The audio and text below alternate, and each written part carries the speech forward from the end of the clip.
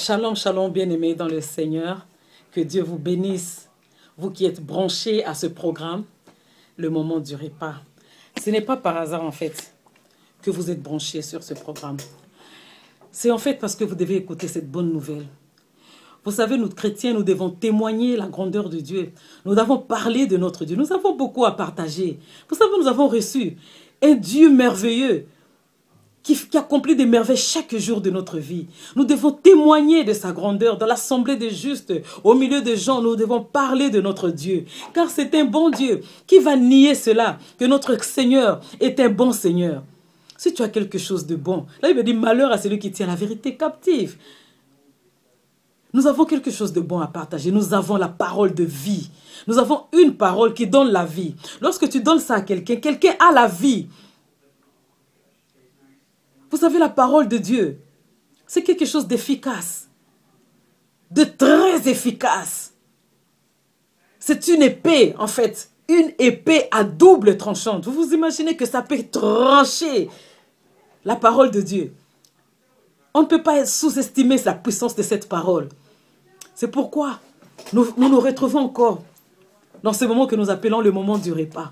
Nous avons dit que c'était un moment agréable, où nous allons commencer à partager la parole de Dieu, nous nourrir de cette parole. Saint-Esprit, nous te recommandons ce moment. C'est toi qui donne à chacun selon ses besoins nutritifs. Nourris encore ce soir. Donne à tout un chacun ce dont il a besoin pour la croissance spirituelle, Esprit de l'Éternel. Nous te remettons ce moment et nous le scellons dans le sang de Jésus-Christ de Nazareth. Saint-Esprit, tu contrôles ce moment et tu contrôles tout un chacun qui va recevoir cette parole que tu donnes à tout un chacun. Que le voleur ne vole pas au nom de Jésus de Nazareth. Que cette parole soit scellée dans nos cœurs pour que nous puissions croître spirituellement avec toi, Esprit de l'Éternel, au nom de notre Seigneur Jésus-Christ. Amen, bien-aimés. Bien-aimés dans le Seigneur, c'est un moment agréable en fait. Nous avons dit le moment du repas. Nous consacrons ce moment-là parce que nous avons vu l'importance du repas. Étant nutritionniste, nous savons que sans le repas, l'homme est mort en fait. Le repas, l'eau, constitue le repas. Vous savez, sans l'eau, sans les nutriments dans notre corps, tu es un dead body, tu es quelqu'un, tu es un cadavre. Tu ne peux pas vivre.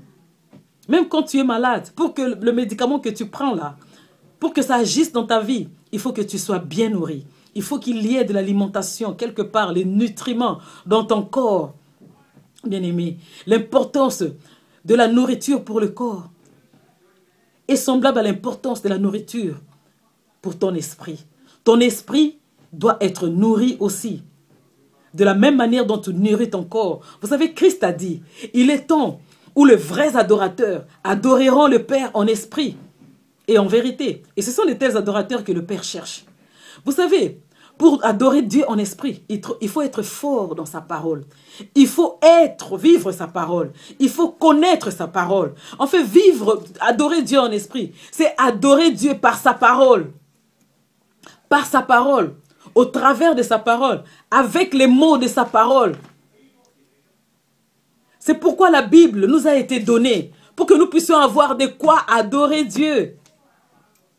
Quand tu dis Seigneur, tu es miséricordieux, tu es compatissant, tu es lent à la colère, tu adores Dieu au travers de sa parole. Et cette parole donne la vie, bien-aimé. La parole de Dieu donne la vie. Ça communique la vie. C'est une bonne nouvelle pour toi qui m'entends. Je veux te dire, toi qui es tombé sur ce programme, que tu as bien fait. Que Christ savait que toi, tu vas entendre ce programme, qui est une bonne nouvelle pour toi. Si tu pleurais, c'est une bonne nouvelle. Cette parole essuie les larmes. La parole de Dieu essuie les larmes. Si tu traverses la vallée de l'ombre et de la mort, cette parole, alléluia, alléluia, t'épargnera du mal. Cette parole, la parole de Dieu, plus efficace qu'une épée à double tranchante. C'est ça une bonne nouvelle. Le Seigneur, vous savez Dieu, il nous a donné sa parole. En fait, c'est sa parole, bien-aimé. Il a donné sa parole. Et il devait briser cette parole pour que tout un chacun ait quelque chose à tirer de cette parole. C'est pourquoi Christ, avant de monter, il a rompu son corps. Là, il dit, il a rompu le pain. Il a dit, mangez-vous, mangez tous, car ceci est mon corps livré pour vous.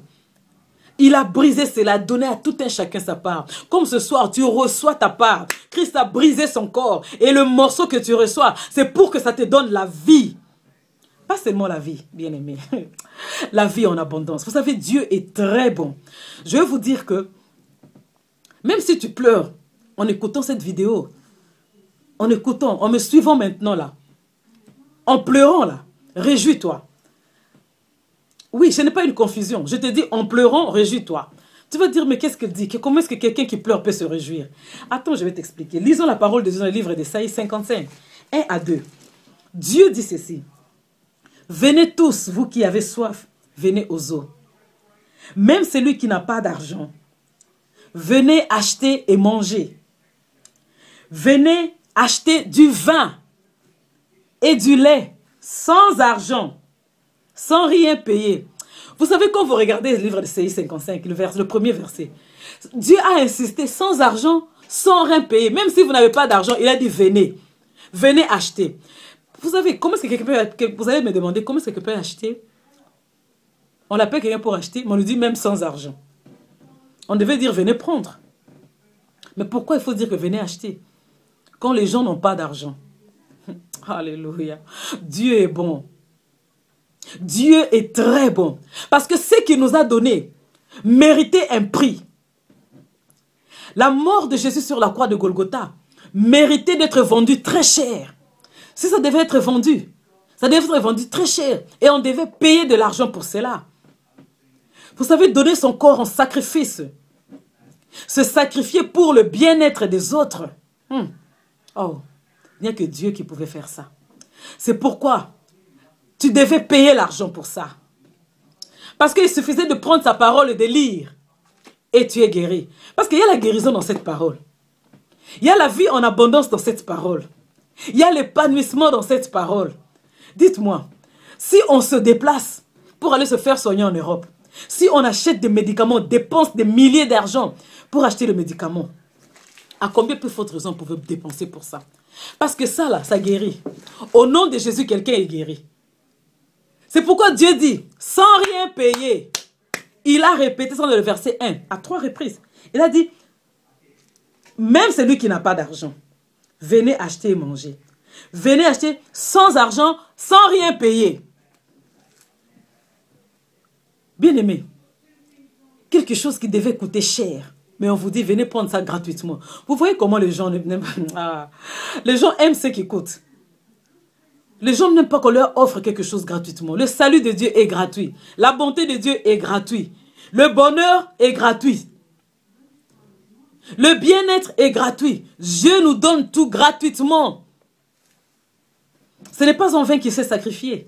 C'est pour que nous puissions tout avoir gratuitement, sans rien payer. Il le répète. Il dit, même celui qui n'a pas d'argent, viens acheter. C'est-à-dire, tu viens acheter avec le nom de Jésus, avec la parole. Confusion. Hein? Tu devais amener l'argent, mais Christ te dit, viens avec la parole, tu achètes ta guérison. Viens avec la parole, tu achètes ton bonheur. Viens avec la parole, c'est-à-dire la parole est gratuite. Il a dit sans rien payer, il a dit sans argent, parce que quelqu'un avait déjà payé. Quelqu'un devait payer. C'est pourquoi il avait dit, vous, venez seulement gratuitement, parce que Christ avait déjà tout payé. Tu sais, le tourment que tu traverses là, la réponse est ici. C'est ça la bonne nouvelle que je t'apporte ce soir. La bonne nouvelle, c'est Christ. Christ est la bonne nouvelle dont tu as besoin. Tu veux aller de gloire en gloire, de succès en succès. La bonne nouvelle, c'est de la parole. Ne t'en fais pas. Christ est le Fils de Dieu, mais il est passé par la mort. C'est-à-dire la souffrance n'épargne personne. Et Christ savait que tant que nous sommes sur la terre des vivants, nous allons passer par des moments difficiles. Il le savait. Il savait que moi et toi allons passer dans des moments très compliqués de notre vie sur la terre des vivants.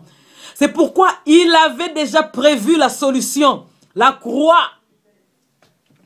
La Bible dit, il n'a voulu ni sacrifice ni holocauste. Il s'est dit, bon, s'il doit sacrifier les animaux pour obtenir tout ça là, et quand les donc et quand comme il y a surpopulation maintenant là, comment est-ce qu'on allait s'en sortir? À l'église, si tout un chacun devait sacrifier un agneau, mais là on n'allait pas terminer le culte. Et Christ, dans sa science, dans son intelligence, l'omniscient, Dieu de toute la science, il avait déjà tout étudié. Il avait tout préparé. Il a envoyé Christ. Il a dit, je ne veux plus de sacrifices. Il s'est formé un corps. Il est venu pour que tu aies la vie.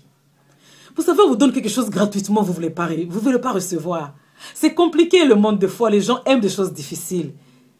Quand on te donne quelque chose de facile, tu te dis, c'est une piège. Tu te dis, on ne me piège pas.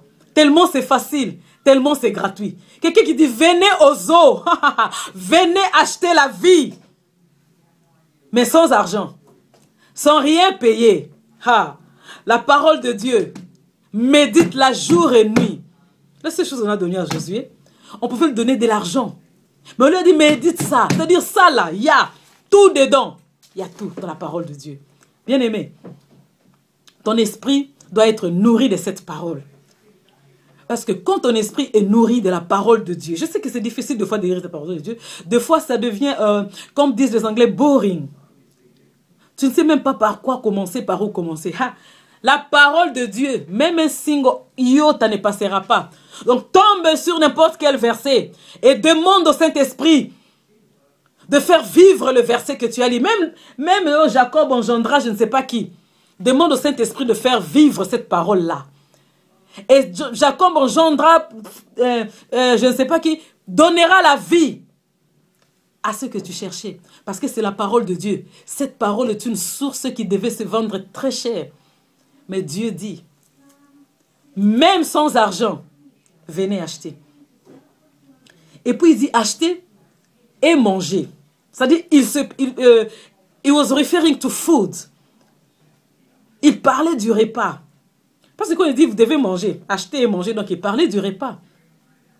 Mais comment est-ce qu'on peut acheter sans manger? Et il dit, pourquoi pesez-vous de l'argent pour ceux qui ne nourrissent pas? Nous savons que quand nous allons au supermarché, pour acheter le pain, pour acheter du lait, c'est pour que ça nourrisse notre corps. Mais Christ dit, pourquoi pesez-vous de l'argent pour ceux qui ne nourrissent pas? C'est-à-dire, ceux que nous achetons au supermarché ne nourrissent pas. C'est-à-dire, le Christ, lorsqu'il te regarde, il regarde ton spirituel. Il regarde ta santé spirituelle. C'est pourquoi il dit, pourquoi tu pèses l'argent pour ceux qui ne nourrissent pas? Pour lui, le vrai repas, c'est sa parole. Et il la donne gratuitement. Maman, papa, petit frère, petite soeur, cousin, cousine, toi qui me suis, bien-aimé dans le Seigneur, tu as besoin de la parole de Dieu. Tu as besoin de cette parole. Et Christ te dit, c'est gratuit. Tu as atteint du cancer, les médecins t'ont donné des jours à vivre, tu peux annuler cela. Tu peux annuler cela. Parce que tu es l'enfant de Dieu. Christ t'a créé à son image, non? À sa ressemblance. Selon sa ressemblance. Si lui, il peut créer, s'il appelle à l'existence des choses qui n'existent pas, toi aussi, tu peux appeler à l'existence des choses qui n'existent pas. Si les médecins t'ont condamné à mort, tu peux refuser cela. Oui, ton corps est faible, il est tombé dans la maladie. Mais tu as le pouvoir de proclamer la vie à ton corps mortel. Tu traverses les moments difficiles. Tu as le pouvoir de te lever et dire non. Et de changer les choses. Christ t'a donné le pouvoir. Bien-aimé, c'est ça la bonne nouvelle que je t'apporte aujourd'hui. Le pouvoir que tu as reçu au nom de Jésus-Christ d'accomplir de grandes choses. Et c'est gratuit. Hein? Vous savez, non, c'est tellement gratuit que les gens ne veulent pas prendre cela. Bien-aimé, il a dit, venez, même sans argent, acheter. Pourquoi pesez-vous de l'argent pour ceux qui ne nourrissent pas? Il a dit, écoutez-moi. Dans le verset 2, il a dit, écoutez-moi donc, et vous mangerez ce qui est bon. Toi, tu écoutes quoi? Tu écoutes qui? Tu as écouté le médecin? Oui, mais le Seigneur te dit, écoute-moi, et tu mangeras ce qui est bon. C'est-à-dire, vous savez, Dieu, il dit, écoute-moi, et tu mangeras. Comment est-ce que moi je t'écoute et je mangerai, Seigneur? Moi, j'écoute avec mes oreilles. Comment est-ce que je vais manger ce qui est bon?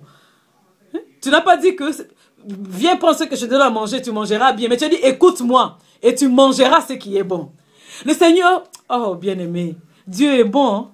Il est vraiment bon. C'est-à-dire, la parole de Dieu que tu écoutes, C'est la bonne nourriture pour toi. La parole de Dieu te dit